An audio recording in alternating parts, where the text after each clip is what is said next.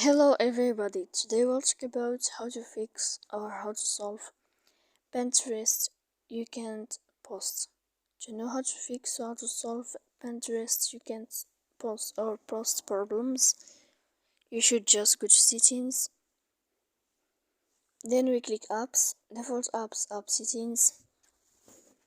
After that we'll enter to Pinterest. Here we go to click for stop.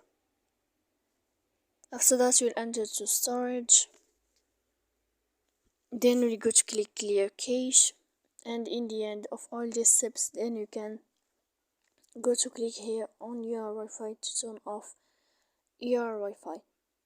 So please don't forget to support us by like and subscribe. See you next time in another video, and thank you for your attention and your